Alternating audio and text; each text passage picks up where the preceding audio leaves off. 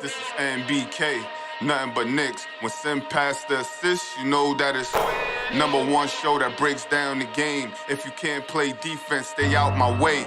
Dribble the ball, come down the lane. 5 seconds on the shot clock, who gon' win us the game? You wanna hear Nick updates and trade rumors? Postgame reviews, this the place to tune in. So tell a friend just to keep the ball moving. Like the page if you feeling the movement. Every game we coming to win. Give us a sub like a player that came off the bench. This is NBK, nothing but Knicks.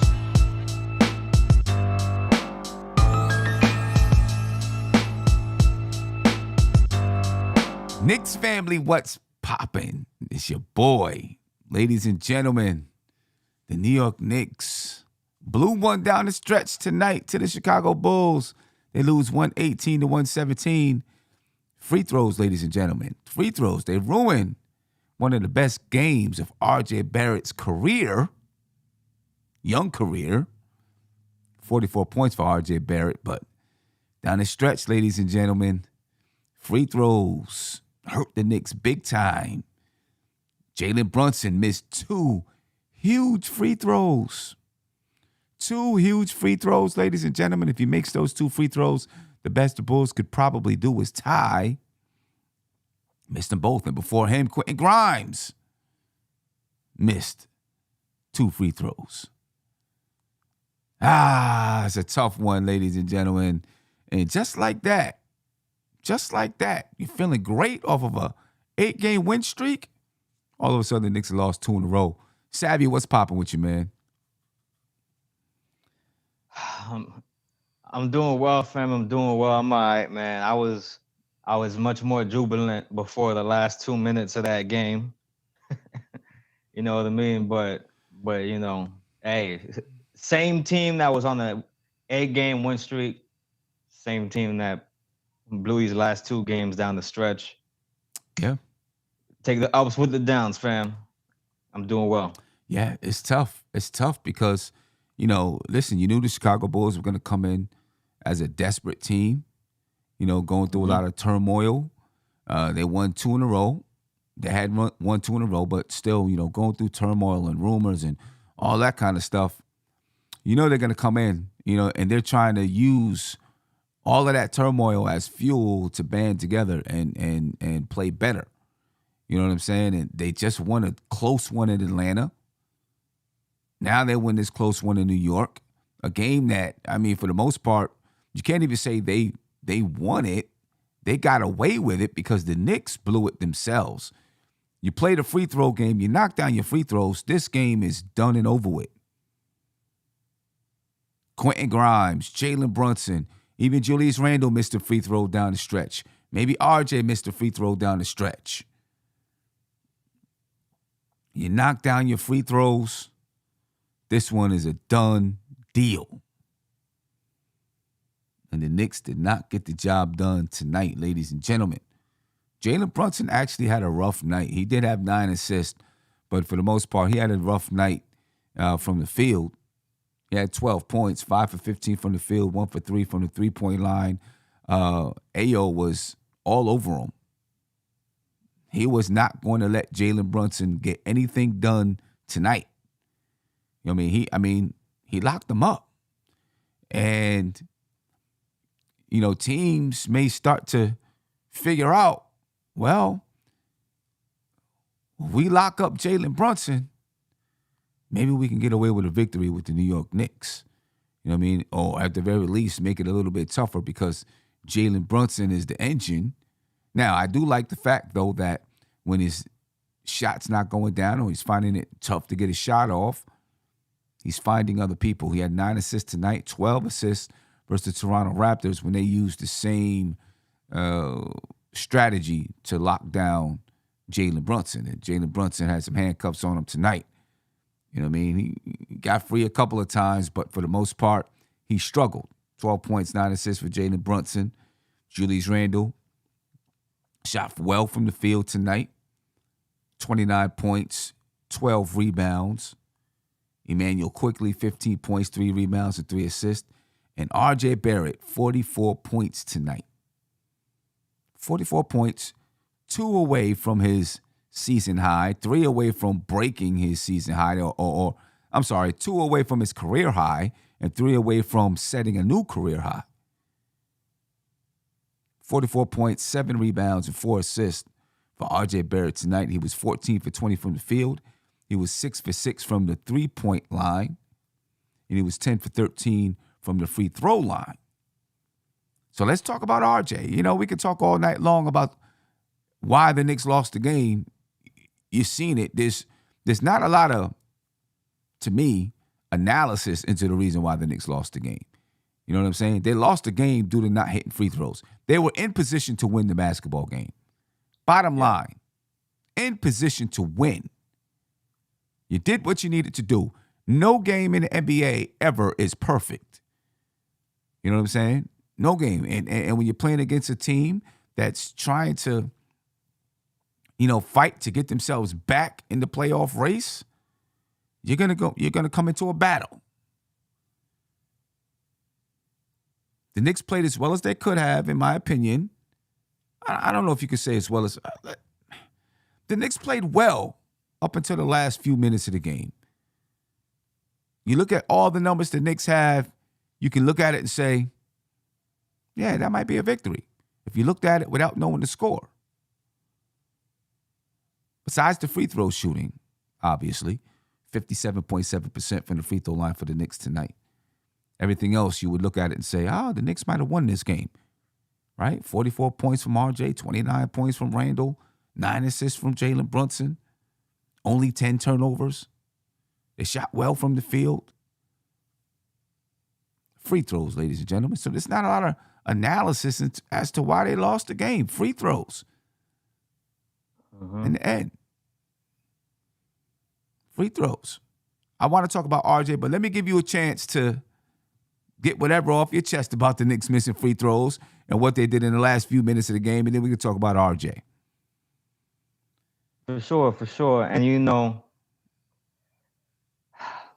like you said, Asunu, hopefully I'm saying his name right, did a spectacular job on Jalen Brunson. The Chicago Bulls did a good job of scheming for him. I feel like the scouting report was big, bold letters, stop Jalen Brunson. And then work everything else out on defense from that starting point, which is what we saw happen to him throughout the game. They was double teaming him. As soon as he would do his thing. He would drive the basket, penetrate past the 3-point line. As soon as he was about to touch the paint or get near the key, they had a wall in front of him. They had a double team. They had people keeping them from completing his drive where he would kick out or go up to score. He still was trying to get into his pullback mid-range fadeaway shooting, made 1 or 2 of those, but by and large couldn't hit them the way he needed to. But he was still having the impact of drawing that defensive attention, which opened up things for other people. So, when it came to the free throws, it hurt to watch him miss both of those. It hurt to watch Quentin miss those. It hurt to watch Quentin get that shot put up over him on the defensive end. But by and large, I give a pass to Jalen Brunson because he's built up that good credit with me to where I allow you to have a bad night. Okay. There's been other games where he did slump in one category, but still had a good night. Tonight was an overall bad night from Jalen Brunson. He didn't play a good game, and you could see that he was aware of it the whole time. He didn't look like he was feeling good about what was going on out there. Right. Quentin Grimes, he just came back for tonight. I don't know if he was back to 100%, but it was sort of a chilled, relaxed version of Grimes than we've gotten recently. Maybe he's still, shaking out some discomfort. So I'm not gonna put too much negative conclusions drawn towards those two players. I think it's just one of them nights for both of them. Mm-hmm. And they just happen to be two people who we really needed in those crunch time moments to show up with either a defensive stop or a bucket at the free throw line. Yeah. I mean, they if they hit the free throws, we're not having this conversation. Quentin Grimes 0 Right. for 2. Jalen Brunson 1 for 4. But Brunson missed 2 of them in the fourth quarter. Grimes missed 2 of them in the fourth quarter. Randall missed 1 in the fourth quarter. RJ Barrett missed 1 in the fourth quarter, 1 or 2 in the fourth quarter. But it really came down to those last 4 because the Knicks still had a chance to seal that victory, and they did not seal the victory. Now, as far as Brunson and getting a pass, I mean, listen, you're not perfect. This might be the worst game I've seen from him. Yes, one of them. I mean, against Toronto, he played pretty bad too. He only had 7 points versus Toronto. And I think the first week of games against Milwaukee, he had a bad one too. He had a bad one, yeah. But Brunson wanted the ball. He did. He wanted the basketball to get fouled so that he can come down and knock down the free throws. Yeah. Right? He wanted it. Yeah. And I'm a big person. If you want it, you better come through. I'm big on that. And I thought he was going to hit him too. Me too. I did too. I thought he was going to hit him. I did too. But I'm a big person. You want it? You better come through. Yeah. You know what I'm saying? Right. And then DeMar DeRozan was talking to him, and Brunson is, smirking a little bit because I think he felt confident that he was going to knock down the second one, and then he misses the second one. And let me tell you, missing those free throws is not just part of that is the defense that was played on him. Like, he had to work really, really hard to try to get a shot off, and then he couldn't. Yeah. Get the shot off, get off clean looks. You know what I mean? And then he's got bodies touching him and hands touching him. And Ayo was, really all over him. You know what I'm saying? So the frustration coupled with the physicality of which they were playing with him made it tough for Jalen Brunson. And then in that situation, he wasn't able to knock down those free throws. You know what I'm saying? Yeah. It's I might be able to count on one hand how many clean open looks he had that were not at the free throw line. Right. Because they were attentive to him. Like I'm telling you, man, that was probably number one. Make him a non-factor. Yeah. And they largely succeeded. And they succeeded. They succeeded. And every team, as they go on throughout the season, and there's more and more videotape on what you do, teams begin to strategize. And this is a strategy on how, to one of the ways you beat the Knicks, take Jalen Brunson out of it. And I don't think this is new to this season. I'm sorry, I don't think this is new to these last 2 games. Let me say that. Because earlier in the season, I think teams had kind of said, you know what, let's try to take Jalen Brunson out of the game, put longer defenders on him, right? But I think the last 2 teams, Toronto and Chicago, really looked at it and said, we're going to put a longer player on him, and when he gets in the paint, we're going to crowd him. We're going to crowd him and make other people make plays. But other people made plays for the Knicks. Right? Other people made plays. Julius Randle made plays tonight. Yep. RJ Barrett made plays tonight. These guys made plays.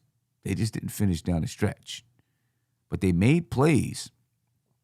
And guess what? If they continue to make plays, even though opposing teams are putting their best player on Jalen Brunson, if they continue to make plays, eventually teams will say, well, maybe we can't do that. Maybe we need to go back to, putting this guy on Randall, this guy on RJ Barrett, et cetera, et cetera.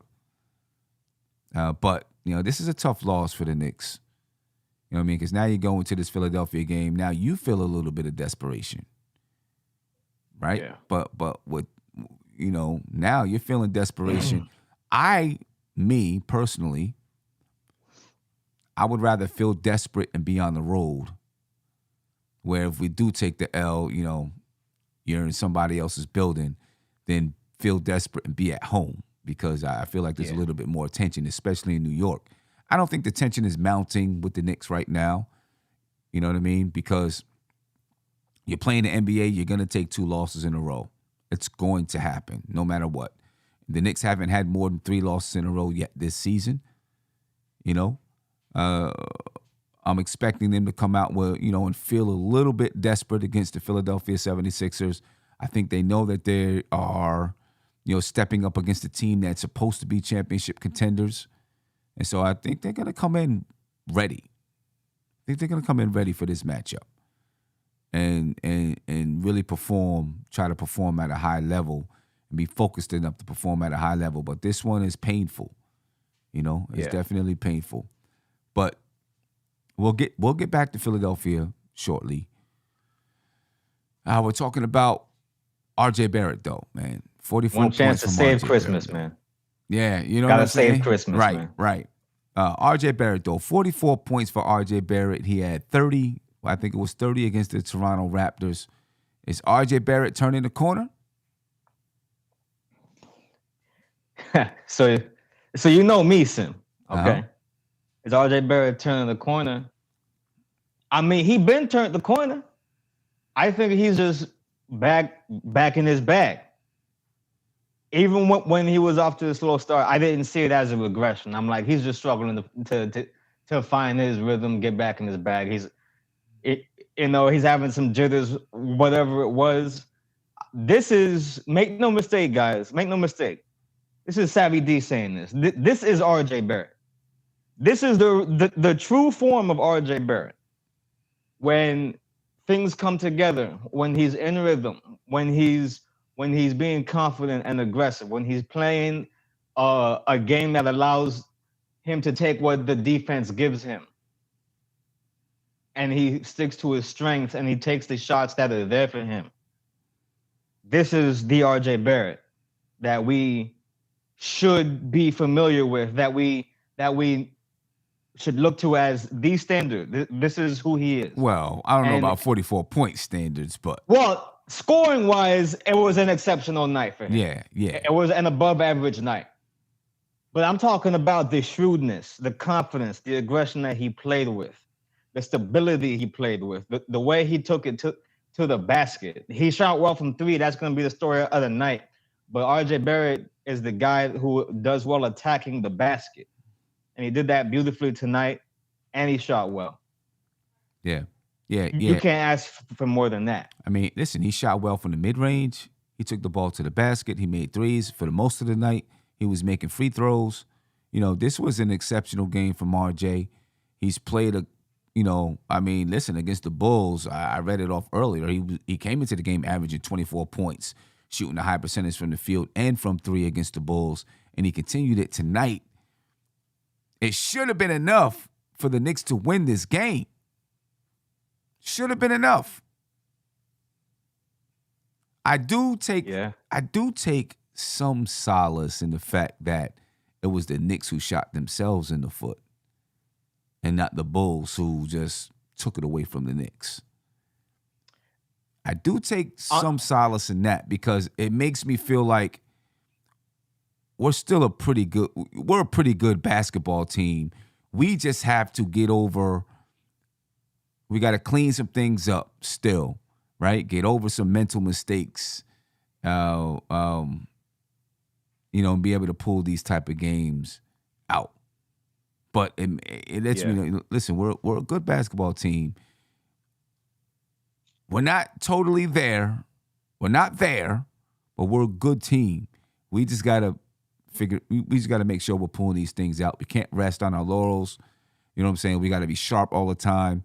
This is still a team that has a low margin for error. Mm-hmm. You know what I mean? I think, absolutely. Still that kind of a team, but I feel confident that they'll respond. I do too. And you know what I found encouraging? When it was the fourth quarter, I believe it was DeMar DeRozan who was covering RJ, and RJ just doubted that man's eye. With a 3-ball right there. I was like, there's a difference between making the right play and making the smart play sometimes. Right. the smart play would have been to swing that ball because the defense is there. You're not beating them by enough time to have it be a good look, and the closeout was there.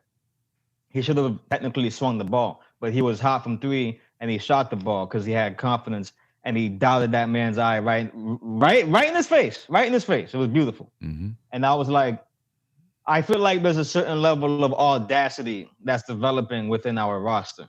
Yeah. Where we're starting to see our floor rise up.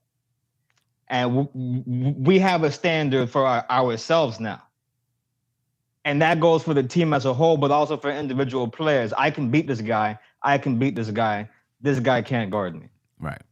I like to see that mentality develop among our team. And another thing that sort of hinted that to me was the fact that when Mitchell Robinson was struggling and getting in foul trouble against Drummond, you saw Hartenstein come in there and still get us the rebounds that we needed from him. You feel me? Which is something that I've been critical of him about. So I got to give him a quick shout out for that. But I do think that in terms of the attitude that's developed, we have leveled up in that scenario because we don't take these losses lightly. I feel like in the past we would lose and it was like we expected to lose. But you can tell now that when we lose certain games in a certain way, they're really ashamed of themselves in that post game. Yep. Yeah, no doubt about it. And I love it. No doubt about it. Hartenstein, man, the thing I need from Hartenstein is the defense. I need the defense to get better. You know what I'm saying? I feel like when he's in the game, you know, there's obviously between him and Mitchell Robinson, there's a huge gap in the defense. But when he's in there, I feel like, you know, I just don't feel like he's a good defender at all. You know what I mean? And I get frustrated really quick. Like, come on, man. He's not, you know, come on. Like, interior defense is so important in the NBA. I mean, obviously perimeter defense is too, but you know, when, you know, even though 3-point shooting is on the rise the way that it is, most teams still score more from 2 than they do from 3. And, you know, he's just, you know, he's definitely a chair or a cone when he's out there. You know, Hartenstein, you know, he makes a good play every now and then, but, you know, I struggle with him. I struggle with him sometimes. If he was knocking down the 3, you know, it may offset it a little bit, but he's not hitting the 3. So I struggle with it. He made the 1 tonight, you know, and that was the only one he attempted. But, you know, at least we have Jericho in there with him a lot of the time to sort of anchor that interior. Whenever they catch Hartenstein at the perimeter on offense or vice versa, you got the other guy there. I think if Jericho was not as effective as he was, I think we would be talking a lot more about what Hartenstein is not doing. I think having Jericho there. And that's going to be interesting to see when Obi comes back. You know, maybe Hartenstein goes to the bench and Sims takes that spot. We'll see. Wouldn't be mad at that. I wouldn't be mad at that either, at all. But great game from RJ, man. You know, too bad the Knicks couldn't come home with a win or leave out of MSG with a win. But a great game from RJ Barrett. You know, the only thing I would say, and I don't want anyone to say I'm hating on RJ. Oh, here we go. I was waiting for this. Go on, Sim. Go on, Sim. The only thing I would say is clean up some of the small things in the fourth quarter, RJ, down the stretch. Okay. All right. You know, he had the one, you know, he was trying to post up and he lost the ball. Yeah. Right. And they get the steal, come down and score. And then you had, you know, with just 3 seconds left or whatever it was, and the shot clock was running out, why not just pull up from 3? Why are you trying to get the foul? You know, there's too little time, you know, to really try to think about doing something. Just pull up and shoot it. You know, I thought those two were critical mistakes, but the Knicks still had a chance to win and seal the game, regardless of those two events. You know what I mean? So I'm not blaming RJ. I'm just saying, when you got it going, one of these days, RJ might be the guy to go to, and he's gonna have to be able to make those kind of good plays. But it takes making those mistakes to fix those mistakes, right? That's true. Right? You That's got to true. make those mistakes in order to fix those mistakes. And sometimes when you got a young player like that who's learning how to be that kind of a guy, and you got to live with it. But I was like, come on, RJ. And then, obviously he committed the offensive foul on DeMar DeRozan. I was like, why are you leaning in? Just pull it. Just shoot the three. Right. You know what I'm saying? And then the other one, Ayo didn't even really tip the ball out. He lost it himself. Yeah. The devil's in the details, man. Yeah. The execution it's those little things. But I appreciate you for not trying to associate his recent last two games of like offensive success with our losses. Because that's what a lot of these RJ Barrett naysayers are gonna try to do. Oh, well, when RJ is featured this much, we lose the game. I already know it's coming, but yeah, there'll be some knuckleheads who say something like that, but you know what I mean? Listen, the Knicks they could have won the game. Bottom line, they hit those free throws. 4 free throws that we could point to. They hit 3 of those 4 free throws. You win the basketball game. You know what I'm saying? You win the basketball game. You hit 3 of those. That's 75%. You hit 3 of them. You win. Caller, you're live. Tell me your name and where you're from, please. What's going on? Josh, a.k.a. Uncle Julio. Okay, no, it's not. It's I was about to say, I know this ain't Josh. But I say, hey, what happened? What happened? What's going on, guys? Shout out to you, Savvy. Pop, Father Sim, always a pleasure. Appreciate you, bro. Tough one, man. It's a tough one. It's a tough one. Oh, I felt bad.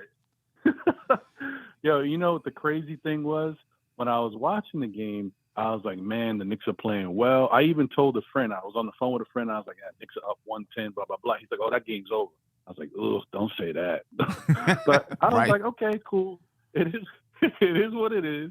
So I'm watching, I see them playing, and then the whole thing that kept running through my mind the whole time with in the last 4 minutes to 3 minutes, I was like, man, the Knicks are moving the ball around. RJ's hot, but starting to fumble the ball, getting off his foot. Things are happening. Randall couldn't really step up. Grimes wasn't really, the person to step up at that time. I was like, this is why the Knicks struggle closing out games. They need that closer. They got to start getting the ball to Jalen. And I knew Jalen was getting locked up, but I said, this is where he becomes big time because he hits his free throws. He's clutch. And then in the end, it came back to bite us. I was like, oh, no, that's the worst. Yeah, it came back to bite us. Let me ask you this. With Grimes, we've seen 2 games twice in some clutch situations where, obviously he missed free throws tonight. When he got to the line, the first free throw, both free throws, he shoots them so quick. There's not even a moment to breathe. He just gets up, boop, boop, and it's up. The camera didn't even have time to pan over for the first shot, before he let it off. So I'd recommend that he take his time and breathe a little bit, and focus in on the shot. But you have any concerns with Quentin Grimes? And I know it's early in his career. It's just his second season. If you take all of his games that he's actually played, he hasn't played a full NBA season, right? But are you worried at all about him making mistakes in clutch situations? Nah. As you said, I think the thing with Grimes is really when you look at the amount of time, actual basketball time he's played and been in these type of situations, he hasn't had a chance. He hasn't been exposed. So I can't knock the kid for feeling the lights and feeling the pressure. Right. I mean, of course, you'd love to see a young guy like that step up and show you that he's got ice in his veins, but that's okay. It can come with time. In this case, we've seen him in a couple different instances where, he struggled or maybe, he's not thinking He's so used to like playing his role. That's one thing about Grimes, which I think the Knicks need to work with him to help him get out of, and he needs to understand too. But it's good that he's playing his lane. He's got to start understanding, look, I know I'm playing great defense or whatever, but I need to get involved in this offensive game. Get me the ball. Put me in these situations. I can do some things out there too. And he's got to get comfortable with that, because even in the other game, when you saw he got trapped at the half-court line, because he was looking. As soon as he got the ball, he didn't move. He was frozen because he's trying to pass it to a point guard when he could have dribbled it up and just advanced the ball. But he's just so used to playing his role. So stuff like that, I think the Knicks need to work with him. He's got to work on it himself and understand that he needs to be able to do more in these situations. And the free throws, listen, as good as Grimes can be with his form, and when he's streaky, he's on fire with the shot, he wasn't the greatest free throw shooter last year. So I still think that's something he needs to work on, you know, and just understand the moment. But I'm not down on him. I'm more down on the fact that I would have loved for him to at least hit one, and for Brunson to at least hit one. Just hit one. Right. Ugh. Right. Just hit one. Just hit one. East Blue Drew said Jalen was not clutch. Stop. And then he said again, Brunson is not clutch. And I've seen some other people talk about Jalen Brunson and his clutchness. Do you have concerns about Jalen Brunson and his clutch and him being clutch going forward? Not at all. I think Jalen Brunson is clutch. He's extremely clutch. He's shown us many times, even in games we lost, the fact that we had a chance to win it was because of Jalen Brunson down the stretch, hitting big floaters, taking it to the hole, getting to the line, knocking down the free throws. People kind of forget things when you don't see the victory at the end of the tunnel. But you can't, overlook the fact that we were in position to win, or in position to get back into the game. And in the games that we won, Brunson was a big factor in those too. Look, the bottom line is we've seen a little bit of Brunson. We haven't seen the whole season of him yet in a Knicks uniform. This is the bad part of Jalen Brunson. Sometimes he can get cold. And unfortunately, it's lasted more than one game. Yeah. Usually he's been able to bounce back. But in this game, he was cold from the beginning because they really put the clamps on him. Mm-hmm. He couldn't make a proper adjustment because, there's nothing else he could do. You can only do so much, and they played great defense on him. Right. Other guys stepped up. We had a chance to win the game. But in this game, I guess it's one of those where you needed RJ or Randall to take us home. And unfortunately, they couldn't do it. Like, they started, fumbling the bag a little bit towards the end. So Jalen tried to assume his role, and he just didn't have it tonight. Yeah. Yeah, you're right. The thing about Jalen is he's kind of in uncharted territory. Everyone is in uncharted territory in knowing what he can really do for an entire season. Because he's never been in this position for an entire season, right? He always had Luka there. So, it was Luka's going to take control of everything. And if Luka's not hitting, then maybe he kicks it out to me for three, or I don't have the attention on me. So now, Luka kicks it to me. I got one person I can penetrate by, right? They weren't worried about putting, a longer defender or your best defender on Brunson when he was with Luka, because that was reserved for Luka. Now he's in a position where he's on the Knicks and teams are like, you know what? If we can take Brunson out, maybe we can make this team revert back to what they were last year, or, just play through Randall. You know what I'm saying? And slow the game down, and make it just a half court, pound it out, Julius Randle in the post getting double team type of game. So now there's a whole new defensive strategy against Jalen Brunson that he's probably never seen before. And, so he's got to figure it out. And the Knicks have got to figure out, what do you do when you got a guy when you got these defensive guards on Jalen Brunson and he can't take advantage of them. He can't get his shot off. How do we approach it now?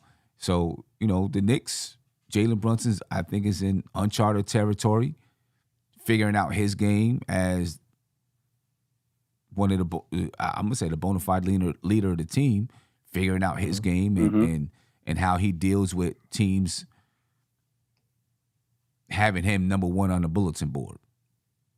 You know, the same way Julius Randle had to figure it out, and is still figuring it out. You know what I mean? So, you know, there's going to be moments, and he's shown that he can be clutch. He's knocked down some big shots. You know, a couple of games he didn't take us home. He's had a game or two where he was there to help take us home. But I still believe that having him out there allows more space, more room for Julius Randle. Julius Randle can be a little bit fresher. You know, if RJ can be efficient, it's going to allow more room for RJ. And there's going to be more games in the clutch that the Knicks are really, really competitive in. And I think they're just more confident right now, even though they lost this game, you know, and they lost versus Toronto, another tight game. They lost a couple of them back in November, right? Memphis and Milwaukee and Portland. But I feel like this team really does learn. Last year, I wasn't sure if they learned from their mistakes. So maybe last year, you know, it took them making a whole year of these mistakes. But this year, I feel like they learned better, right? And they'll learn from these, and I think continue to get better. You know what I mean? I feel confident that this is a good basketball team, though, Ron. You?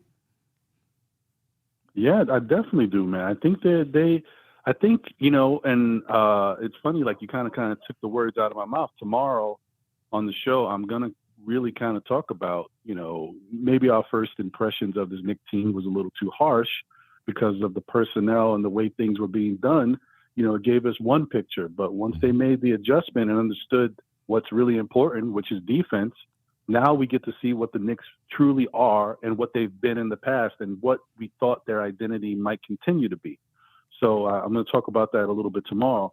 But the other thing I was going to say, Sim, is this Knicks team is different from other teams, especially the teams that are elite or teams that might have a young budding superstar on their team. We don't have that. But as we all have pointed to before, is Julius Randle a number one in conventional eyes? No. But for the Knicks, he's the best number one we got. With Brunson out there, is Brunson really a closer? Maybe he's not. But for the Knicks, he's the best closer we got. So we got to use these guys in the positions that they have, you know, made us feel comfortable in because they're the best we got in these situations. Right. And obviously, it's not always going to work. And this is one of those. Look, the thing that I like to point to is the way they played Brunson tonight. The Knicks of the past, before they made these personnel changes and this commitment to defense, we would have probably got blown out. Yeah. Because RJ, you know, and Randall might have not stepped up the way they did. But tonight you see the benefit of having Brunson out there, the comfort level that you brought up that he makes for, you know, Randall and for RJ. And then the benefit of having Grimes out there on the defensive end and the comfort that he gives everybody who plays perimeter defense out there. So these changes and these adjustments and having these guys out there have definitely helped to make, you know, RJ and, you know, Julius, you know, better players for us. So yeah, it is what it is. We just got to take the good with the bad. Not every night is going to be beautiful. This was a tough one, man. We definitely gave this one away at the end, but I'd rather get it out the system now, man. Go into the next team with a better idea. Yeah. You know, I do take a little bit of solace in the fact that, you know, the Knicks lost it. The Chicago Bulls didn't just beat us. They didn't beat us at all. The Knicks lost it. You know what I mean? And it just tells me if you clean up things, you know, you win these basketball games. I'm gonna tell you, we were having discussions about the Knicks making moves, right? And I think I am all sold in on bringing in another rugged defender that can score. And I'm looking dead at OG Anunoby. I knew it. I'm looking dead at him. You know what I'm saying? If we can find if he is even up for trade, he's probably not even up for trade. But if somehow, some way he is, I am looking dead at him dead at him, because if we can add another guy, I would like to keep, obviously keep RJ and Randall and Brunson, and Grimes and our starting five. But if we can add him into, I don't know if he would start or come off the bench, but the 9-man rotation is missing a wing, right? And I feel like it's on purpose. I feel like, you look at the bench, it's Emmanuel Quickly and Miles McBride, Obi Toppin, Isaiah Hartenstein, at least for right now. And there's a wing position missing. And I feel like when they go make a move, they're looking to fill that spot with a wing position, and it grows back to a 10-man rotation. Personally, I want it to be a rugged defender. That's what I'm looking at. It's got to be a rugged defender. Hopefully a guy like OG that can score too. But that's what I'm seeing. That's what I feel like we need the most right now if we make an addition to this team. A guy that can really, really. It can't always be Quentin Grimes. You know what I mean? So, right. You're gonna need another guy that can come in and give you some rugged defense and be a stop and make the key stops. Yeah, a guy that can make the key stops. You feel me? Because there was definitely throughout the night, our defense was all right. We're scoring on them, they're scoring on us. We guarded that shot. They made it. They guarded this shot. We made it. But throughout the night, there was a couple of those players. It was usually Zach LaVine, right? Where we just could have really used a stop, and we just couldn't get it. Yeah. We would get all the rebounds, offensive, defense that we want, the second chances, but we couldn't stop certain guys at certain points in time. I think a guy like that could help with that. Yeah, that's what I'm itching for, man. Another a guy like that. So, And what was interesting? Go on. Oh, no, I was just going to say I agree wholeheartedly. Like, OG Anunoby was on my list for, many a days in the offseason going into this season. So if somehow the Knicks could pull off a trade where they could bring in him and not give up the core pieces that you just mentioned, I would be ecstatic, because the only knock on OG Anunoby is his health. But as you can see, for the most part this year, he's been fairly healthy, knock on wood. So if we can get him and have him consistently out there, he is a big get for this Knicks team. With Tom Thibodeau running the defense, he would be a nice piece. And the Knicks defense could be so stifling. Like, they could suffocate teams if you add a guy like this. You know what I mean? You add a guy like this, I feel like they can just suffocate teams. Because now, if you got a Quentin Grimes on Zach LaVine and OG on DeMar DeRozan in certain times of the game, I mean, that's tough. Yeah. That's tough. And that's real tough. And that's when we look our best too. When we really clamp down on teams like that, that's when we shine the most. Yeah, that's tough. That's real tough. So, and we're going to need something like that anyway, Sim, because quite honestly, you see when we start playing these teams, I want to say I guess I could throw Indiana in there, Toronto definitely, and there's other teams around the league that they have that length. It's a nightmare for us. It's tough.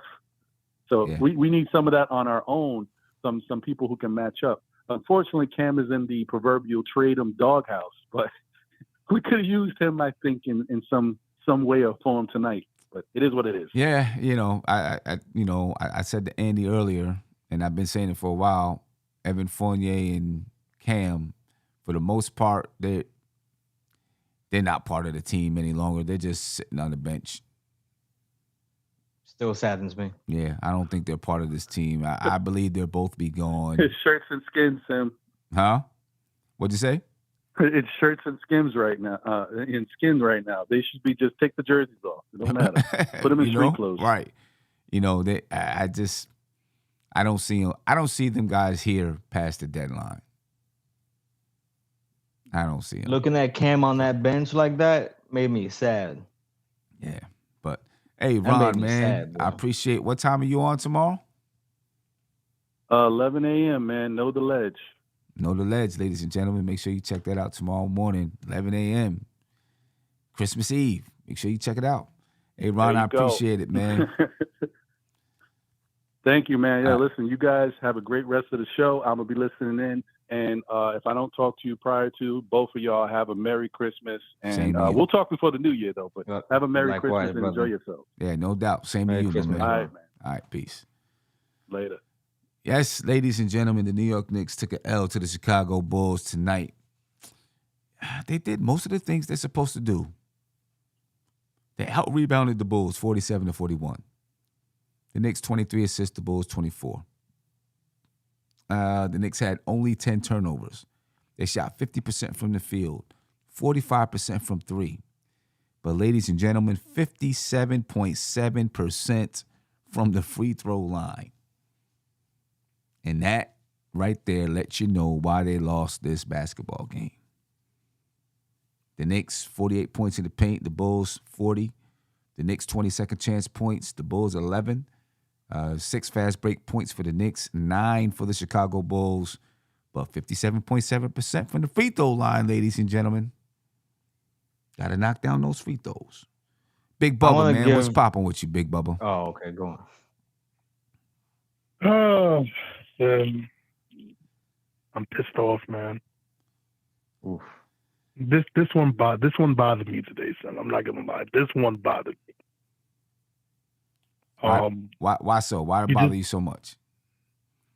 Because it's when you have a teams like this, Sim, that are dysfunctional, that you hear the reports, these guys don't want to pretty much play with each other, don't like each other, don't like the situation in Chicago, and they and your team is coming off 8 games, which you're trying to make some noise, man. These are the games these are the games you're supposed to win. And these are the games, to me, last year we got frustrated as a fan base, where we was like, yo, we win X amount of games and we do this and that. Our record doesn't look like we're just 37 and whatever we were last, 37 or 45. You know what I mean? And to me, this is one of those games where it's like, you can't have a backcourt not hit the free throws. You can't have both guys missing their free throws. You can't have your young player put up 44 points and you lose because you weren't hitting your free throws. I can understand. Listen, these guys are human. You're gonna have bad games. But come on, man. To me, that was unexcusable for both guys to miss free throws, and just the execution of these last 2 games have been frustrating. Well, I don't know what's going on with Brunson. I think it's. Well, I know what's going on with Brunson, but it's excusable, in my opinion, for Quentin Grimes. He's a young guy trying to figure out how you play in the clutch. Yeah. Jalen Brunson got to knock those down. Yeah. Right? No question. Jalen Brunson got to knock him down. Quentin Grimes, he's learning.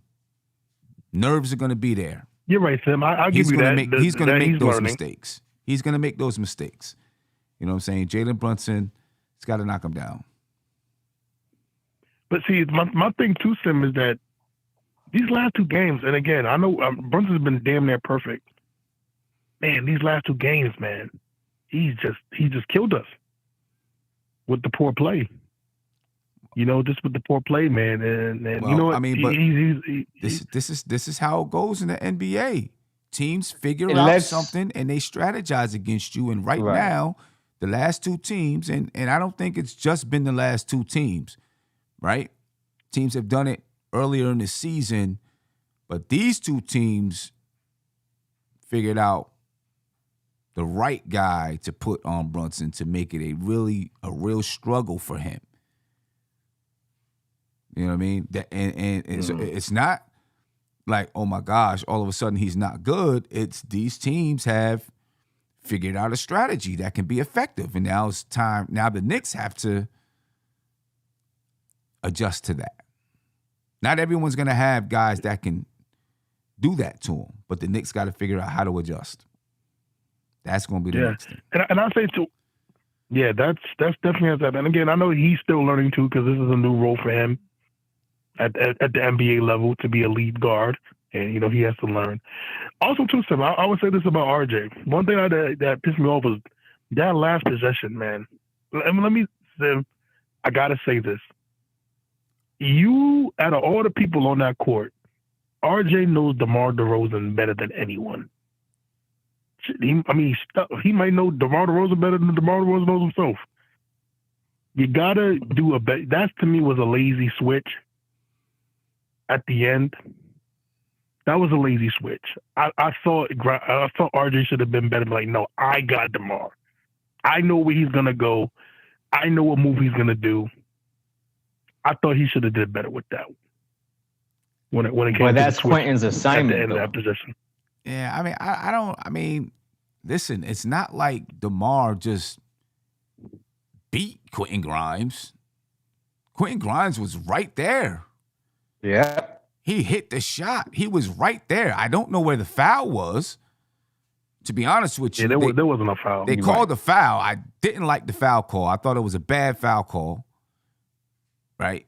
And but, I'm not trying to be funny, Sam, but you don't do that at the end of the game. Yeah, I mean, but how much more could Quentin Grimes have done?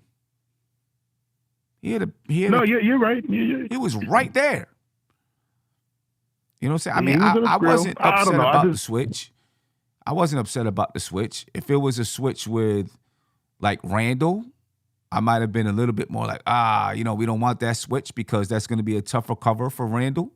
Although he's shown he has the ability, but it's just naturally going to be a tougher cover for Randall. I thought Quentin Grimes was right there. He just hit a tough shot over him. And one more thing before I head out.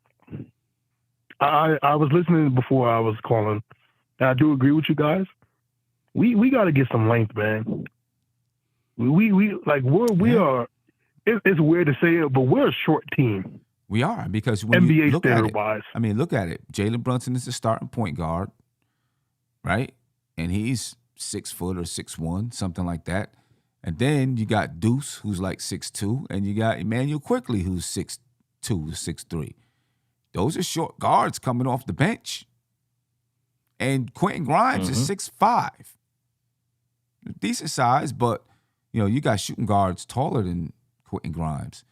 You know what I mean? We do. But I still believe, and I know, Tom Thibodeau, with all the talking and said, I'm going to, I'm rocking with a 9-man rotation right now. I still believe that he will go 10 when he gets that wing. And I believe they're looking for a wing to fill that 10th rotation spot. Who do you want, Sam? Reasonable wise. OG. That's who I would want. What are you giving up for OG? I don't know.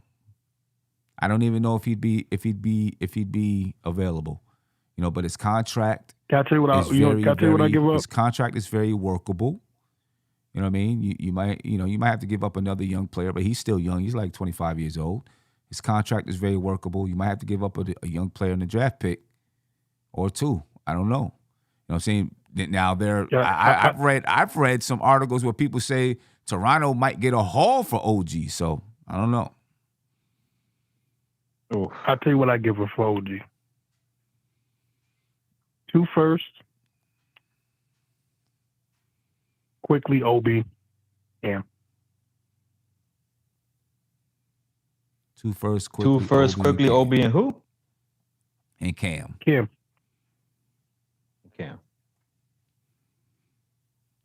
That's what I'm giving up for OG. Okay. Well, we know the Knicks have, inquired. See if anything comes of that. And I think that's a fair, good trade, personally.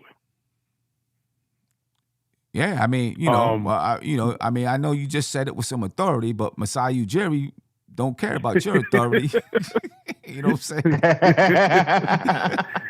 I think that's a damn good trade, personally. I mean, it depends on who else is making offers. Hey, so let me tell you something. I'm going to say, take it or leave it. I'm gonna slam the table and be like, take it or leave it. But also too, so I would look at Jay Crowder, man. Yeah, I think they might. I think that's someone they might look at as a, as a second person that could play that position. But I would naturally look at someone younger, so that you're built, you continue to build and with the group of young guys. You know what I mean? Yeah, but I do. But like I said, man, I think OG should be the number one target. Kid is a baller. He can do it all. I mean, if not too sim, look, man. I know people don't. I know it's way too soon, but man, go get a guy in the draft, man. To me, we should have guys like Trey Murphy, man, who I really liked last year. I think he came last year. I wish we would have got him. Yeah, I think we were like one spot away from Trey Murphy, or something like that originally before we traded back. Man, look at some of these guys in college, man. 3-and-D wings, man. Yeah. But Sam, I mean, guys in college. The thing is, listen. If you're giving up, if you're doing a low draft pick or whatever it is, it's cool.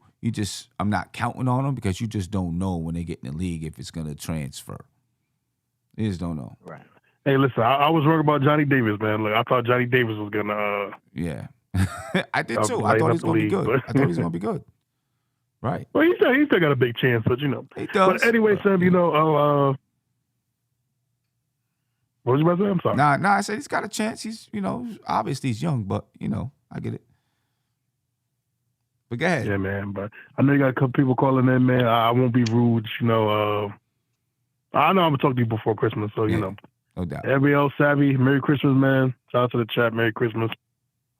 Merry Christmas, right, players. Appreciate you, Zay. Absolutely. No doubt. All right, Yes, peace. sir. Yeah, ladies and gentlemen, shout out to 1975 Jam Rock. He said, let me get it on over here. It's reported that Toronto will want a young player and a Rudy Gobert haul of first-round picks. And then he, backed it up with a super chat. Thank you. I appreciate you. Yeah, and from some of the things that I've read, people believe that Toronto may even get it.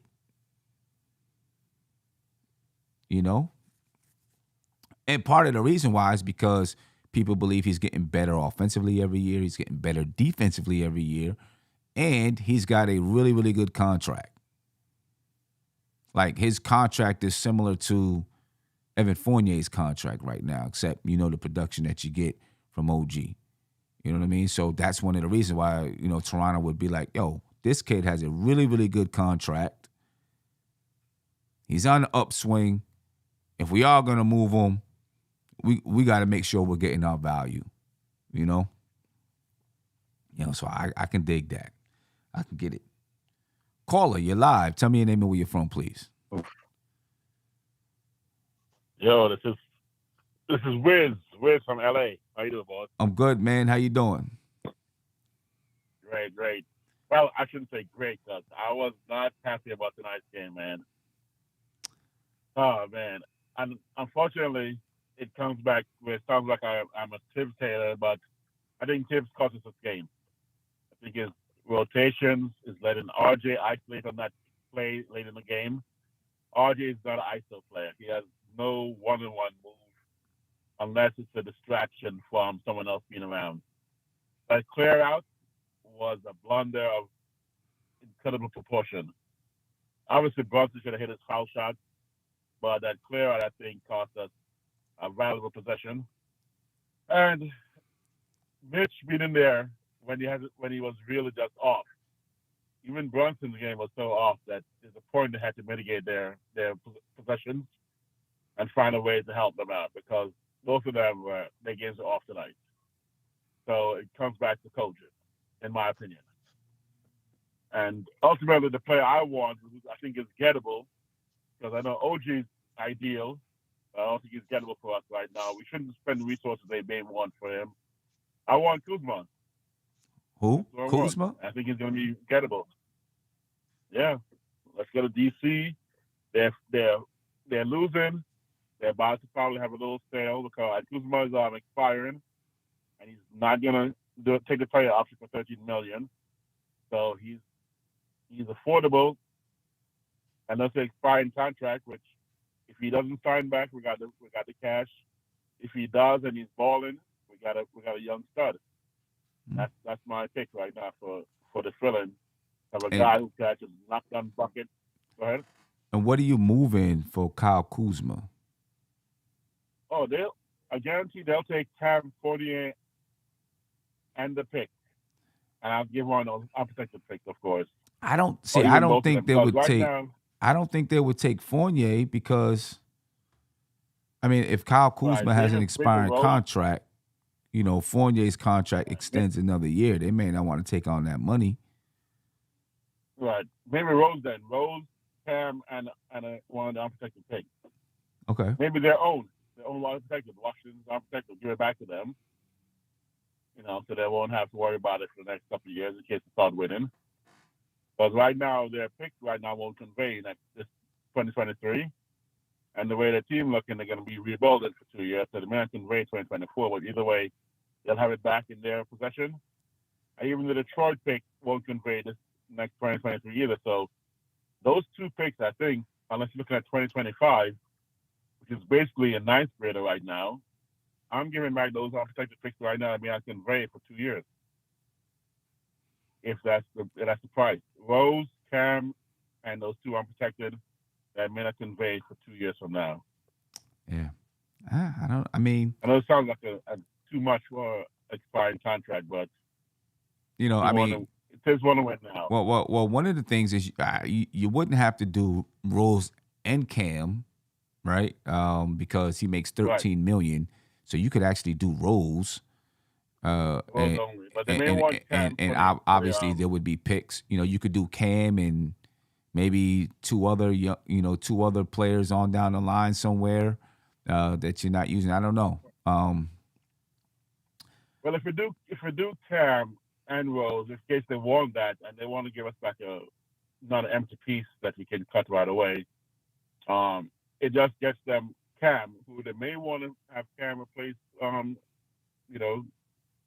Kuzma in somewhat. They may want to take a look at him, and both of them basically are expiring in a certain sense. So they want to take a look at that and then get their own pick back.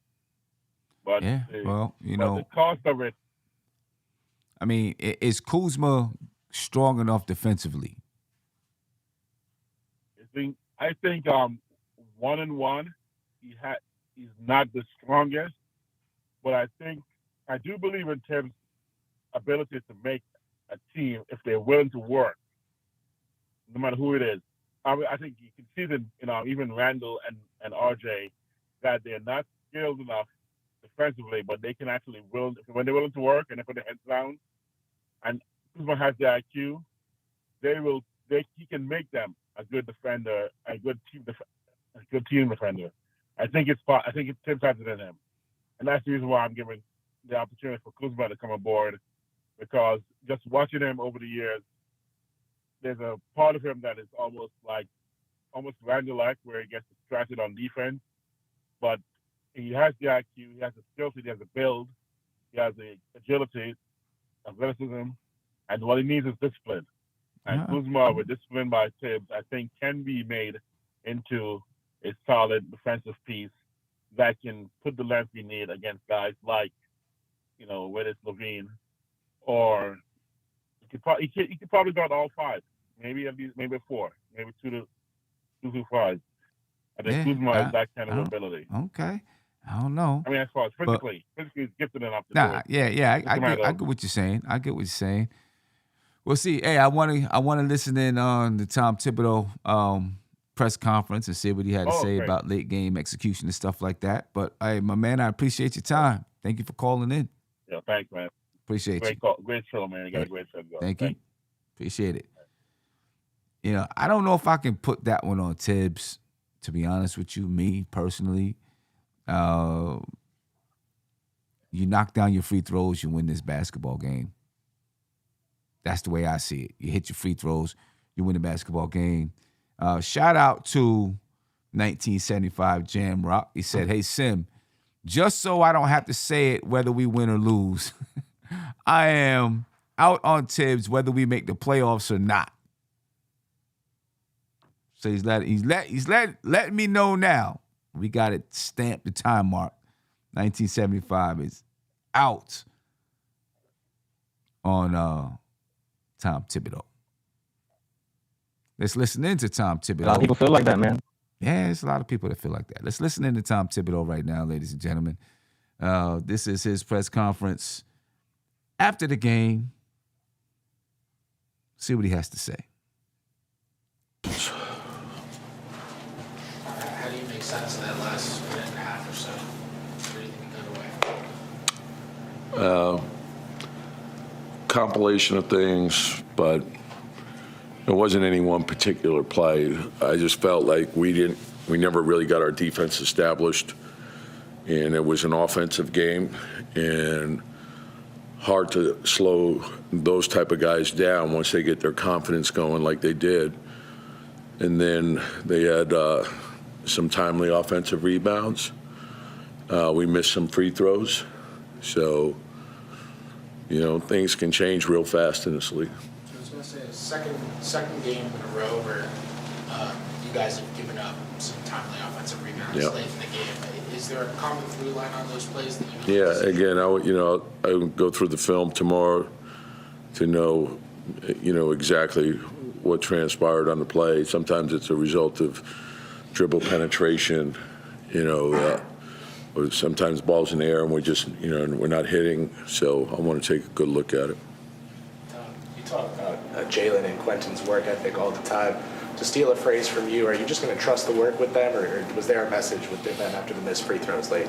No, misses are part of the game. And, the challenge right now is to make sure that we have urgency when we play. And, it's the time of the year, too, where you can get distracted, and you can't allow anything to distract you from getting ready to play. And so... And it's difficult. And I like the challenge of it. This is the third time we played them in a very short amount of time. So, they had a good win at Miami. They had a good win at Atlanta. So I knew it would be, this type of game. And then we have to take a look at what we can do better. So, learn from it, come back with more of a determination. And, and understand that sometimes that is the difference. It's a loose ball, a scramble. You come up with the loose ball and you're up 3, and it's different. You make your free throws, but missed shots are part of the game. It's the game plan stuff. That's the stuff that you concern yourself with. And like I said, they're a talented offensive team, very talented. Asking you to predict the future, but based on how you guys have dealt with tough losses and bounce back, do you feel good about the group's ability to just flush this one and come back Sunday? Yeah, but like I said, the challenge is that, every day is you have to put the work into the day, and you have to, sometimes it's the bounce of the ball, so, and that's why, you want to establish a routine. And you approach every day the same way. You want it to be consistent. You have to have a consistent work ethic, a routine, a preparation that you go through, and you can't allow anything to take you off that course. Right, but I guess this kind of loss would not take your guys off of the course. Yeah, there's going to be. You have to navigate through. You have to have a strategy for everything. And so, over the course of a long season, there's going to be some great wins. There'll be some tough losses. And to me, the most important thing is to be mentally tough when you face adversity. So we face adversity. We got to be mentally tough. We have to have strong faces. We have to have a look of determination. The next time, we will get it done. Coach, looking back, do you wish maybe you had saved the coach's challenge for a little bit later in the game? Yes. You can look at it that way. I don't look at it that way. I just feel like there's times that you want to use it, you use it, Coach, following up on a previous question, what's the key to making sure that the team doesn't get too up on a big winning streak and too down? Yeah, and that's why you want to have your routine, and that's why we always strive to just focus on the day. Don't look backward, don't look ahead, concentrate on exactly what's in front of us. So tomorrow we come in, we'll take a look at what we did in this game, try to make a couple of corrections, and then prepare for Philadelphia And we know it's an early start. We got to be ready to go right away. So never get too high. I don't want guys feeling too good, whether it's, we have a win streak or you have a win. Just get ready for the next day because the games keep coming. And you can't forget, every team in this league is talented. You can't get here without being talented. What do you make of RJ's night? I'm sorry? What did you make of RJ's night? Yeah, no, terrific. He's been playing really well for us, so it's a shame that we didn't pull out the win. We brought this up before with the home. You guys are now under 500 at home, and 10-6 on the road. And last season you had a better record on the road than at home. Is there something there now? I mean, are you concerned? Well, I'm concerned about everything, so I look at everything. So. What do you see there with the home stuff? No, who are the games against? That would be number one. And then number two, sometimes you have to look at, okay, where are they? Right? Do they have 2 days off and are you on a back-to-back? Because that's a factor. Right? If you're at the home team, usually you should be equal or have the rest advantage. You shouldn't be at the disadvantage. So that's part of it. Then we have to play better. We have to close out games. Coach, what do you have to do extra for Sunday, being that's an early start? Well, yeah, and that's the challenge of the league, and that's why I talk so much about routine, is because there's all different start times. So it's a holiday, it's a noon start. Sometimes it's a 3 o'clock start. Sometimes it's a 5 o'clock. Sometimes 7. Sometimes you have one of those 8:30 starts. So whatever time they tell you you have to go, you got to be ready to go. All right, ladies and gentlemen, that was Tom Thibodeau. I do think he should have saved that challenge for later on in the game because there were several times in the fourth quarter where I thought he could have challenged, especially on Mitchell Robinson. They called a foul on Mitchell Robinson when he blocked the shot. I didn't think it was a foul. He could have challenged that. I think that could have helped. Maybe towards the end they called a foul on Julius Randle. Maybe he could have challenged that. That one maybe probably wouldn't have been turned over, but the Mitchell Robinson one, I thought there was a big chance that one would have been turned over. You know what I mean? I did think he used that kind of early. The Raptors used theirs early too. Both coaches had successful challenges. I thought the Raptors, their challenge was timed a little bit better though, because remember RJ had that big dunk. And I felt like when they called the timeout and challenged, whatever it was they were challenging, I think they challenged who the call was actually on. And they were successful. Although the basket still counted, the fact that they called the timeout and then they had to take a couple of minutes to figure out the call took the energy out. Mm-hmm. Right? From RJ's dunk, it took the energy out. You know what I mean? And I think that was a well-timed challenge. You had the ability to challenge, so you challenged it, and it took the energy and the air out of RJ's dunk. You know what I mean? Which, if you don't challenge it, he gets the dunk, knocks down the free throw, the energy is still in the air. Maybe you come back, there's a turnover. I don't even know what the results were afterwards. But it could have just led to the momentum continuing to build in New York's direction. You know what I'm saying? So that was kind of well-timed, where I thought, with, Jalen Brunson, where, it did result in an offensive foul. I don't think we saw immediate gains from it because they didn't shoot free throws. So I guess maybe that was an immediate gain, but we didn't come down and really capitalize on it and score either. And then it just kind of went by the wayside. But, I don't know. Bad loss by the Knicks tonight, man. I found it interesting, Sam. Savvy, you're real scratchy. You may have to pop out and come back in, reset or something like that because, your sound is like real scratchy.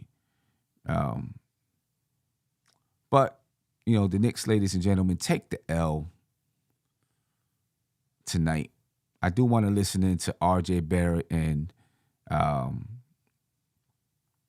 RJ Barrett and Brunson and hear a little bit about how they feel about tonight's loss, especially Jalen Brunson and the fact that he missed those free throws. Now, there's a lot of talk about Jalen Brunson and whether or not, he's clutch and this and that.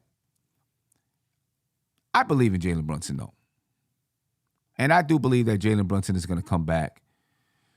The next time he gets in that situation, I believe he's going to make the free throws. You know what I mean? I think he's tough. I think he's mentally tough. You know what I mean? I don't feel like he's afraid of the moment, even though he missed those free throws. I don't feel like he's afraid of the moment. So I do feel confident that he's going to be successful the next time he's in that situation. You know what I mean? So let's hear from Jalen Brunson and see what he thinks about how he's feeling. And then we'll hear from RJ Barrett because, of course, he had a 44-point night. Ladies and gentlemen, this is Jalen Brunson. Jalen, team's up 1 with 6 seconds on the clock, and you guys defended that last possession well, even down to Grimes on DeRozan there. Is there anything that you guys could have done differently? One, make free throws. Put the game away when we had bigger leads. Just played better on the defensive side of the ball. I think the lower we have RJ. He played amazing tonight, and we just couldn't close it for him. You mentioned the free throws, the team 9 for 15 in the fourth quarter there. How frustrating is that, especially when the guys who are missing free throws are the guys who usually make them? Yeah, it's frustrating. Practice it all the time. I'm confident when I get to the line and just missed it. This season, I know you're not going to be super fired up about that when the team loses, but can you describe to me how you were able to take advantage offensively tonight? Sometimes, just continue to work, was making shots, had it rolling tonight. The team kept going to me, but yeah, you said it though. It's not the same without the win. There's not a lot of guys who would see Vooch in the lane under the basket and decide to dunk over him like you did tonight. That was impressive. When you're on like you are, is your mindset that you're going to make that dunk? I try to jump before he jumped. So I could kind of catch him. But tonight, not like tonight. Of course, I had it going, and it's just frustrating, to not get the win. I feel like we did enough things well to win that game, but we came up short. You're in that game where you know, like you're feeling really good, and just your shot feels good. I felt pretty good all game, honestly. Felt pretty good, the whole way. So, I was just out there playing. All right, ladies and gentlemen, that was RJ Barrett.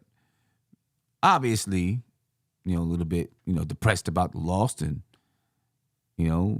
doesn't care as much about that 44-point night that the Knicks wasted away by losing tonight's game. But, hey, there it is, man. Savvy, you were getting ready to say something. Yeah, sorry about that. Hopefully the audio works better now. Yeah, much better. Good. I was saying, I found it interesting what Tibbs had to say about work. When I was watching that game down the stretch, there was that play in the fourth quarter where they got the ball. RJ brought the ball up across the half court, and they almost trapped him in that corner by the half court line. Mm-hmm. And he had to dish it off quick. And it was like, like we were fortunate that it didn't become a turnover had they trapped him better. And I just felt like, I was like, even though we lost that close one to Toronto, I get the feeling that the Bulls, who had won their past couple games, still wanted this win more than we did. Mm. And when Tibbs was talking about work and you have to do the work every single day and everything like that, and then he said this time of year there's distractions and everything like that, I wonder if he's talking about all the Christmas season, all of the the holiday cheer, all that stuff. I wonder if that is going into why he's making these remarks about work. Perhaps the intensity was not there that he would have wanted to see. Um, Although it's hard to say that we could blame work for it. If any one thing goes right for either of our backcourt starters throughout this game, Right. Anything, not just free throws, anything at all, had gone better for them, we come out of this game with squeaking by. So, I'm curious about what he's saying about work ethic. Maybe they started to let up with the recent success, and now it's Christmas and they're distracted, and he's looking forward to this Christmas game as sort of, an opportunity to lock in and show that we can keep the focus on at all times. Because guess when we're going to have another time full of distractions? Come All-Star Weekend. Mm. And when All-Star Weekend starts to creep up and roll around and get closer, there's going to be a lot of distractions right then. Trade talks and what have you. Can this team, this roster, bring that intensity and that focus in the times where everybody is naturally distracted away from what's going on tonight in front of us now this week? Right. And the Knicks will play the Philadelphia 76ers on Sunday. This is going to be a good time for them to prove to themselves and everyone else that, they can get over any of the, distractions, from the holidays and, families in town and all of that kind of stuff, that they can still focus in and come out and perform. You know what I mean? It's not like they performed bad tonight or versus Toronto. You know what I mean? But a few makes, you win this basketball game. So, can they stay focused? I think they will stay focused. I think they will be focused. They know Philadelphia is above them in the standings. They're trying to reach Philadelphia in the standings. You know what I mean? The Knicks currently sit in the 6th spot in the Eastern Conference. They were building a nice lead for that 6th spot. Now it's closing in on them because they took the loss tonight. Atlanta is back above 500. They're now 17-16. So now there's just one game separating the Knicks and the Atlanta Hawks. The Indiana Pacers are 17-16. They've won 2 in a row since losing to the Knicks. They didn't widen the gap like they could have widened the gap, by taking these 2 losses. But they're still 2 games behind the Philadelphia 76ers. They can close it to within a game if they can get this win Sunday, right? The Knicks will have 19 wins. If they beat Philadelphia on Sunday, they'll be 19-15, and then Philadelphia will be 19-13. Right? Not an easy task. The Philadelphia 76ers are coming in on a 7-game winning streak. The Knicks are coming in after losing 2 straight. So which team is going to be more desperate? It should be the New York Knicks. They should feel a little bit more desperate. You don't want to lose the Christmas game at home. You're on a 2-game losing streak. You're playing against a team that's on a 7-game winning streak. You should feel that desperation. Yeah. Right? And you should feel like your backs are against the wall right now. You got to get this win. Because the Knicks, after this loss, have fell back below 500 at home. 8-9 at home, 10-6 on the road. They don't want to be like that. Feel all that desperation and still feel like you can beat that team. Okay? Right. Because a part of what's been working for us is having the audacity to fight down the stretch and make it happen and beat teams that if you had to predict the season, you would think that we had no business beating. Right. Right.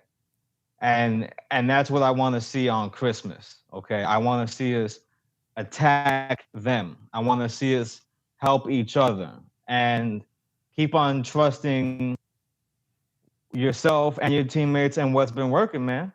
Yeah. Yeah. And as we speak, the Philadelphia 76ers have the 2nd longest winning streak in the league behind the Brooklyn Nets, who have the longest winning streak in the league at 8. And that's why the Brooklyn Nets have been calling me to try to get a group of Knicks fans to go to the game. Because both the Knicks... Really? Yeah, both the Knicks and the Nets are playing well. They've been calling me up, hey, what are you talking, what's up with those, group tickets? You want to get to da-da-da-da? And making power plays trying to flip the Podfather? I don't That's know crazy. what they're trying to do. That's crazy. They thought that was possible. I don't know. I mean, they know that, the representative knows that if I come, I'm coming with Knicks fans. Like, it's Knicks fans. We're not, it's Knicks fans. They know what's going on. There was in the Nets front office asking what's Sam Russell's phone number? Trying to find your contact information to reach out to try to get you to bring some turncoats over there? They need... No, not turncoats. They just need fans in the building because they just need somebody in the building. They need fans. They need some fans in the building. You know what I mean? 1975, Jam Rock said 3 out of our next 4 games might be tough. At home to Philly and Suns and away to Dallas. Yeah. The Knicks are definitely going to have some tough games coming up. You know what I mean? Otherwise, I said, don't fall for it. Don't fall for it. Don't worry, I ain't falling for it. If we go, we're gonna bring a group of Knicks fans, and we're gonna go storm and try to disrupt what they're doing over there. You know what I mean? Anyway, I'm gonna get up out of here, ladies and gentlemen. I will be on tomorrow night. I'm gonna do my game preview tomorrow night since the game is early. On Christmas, I'm going to do the game preview tomorrow night, and I will do a post-game show on Christmas. It may not be super long, but I will do a post-game show on Christmas. So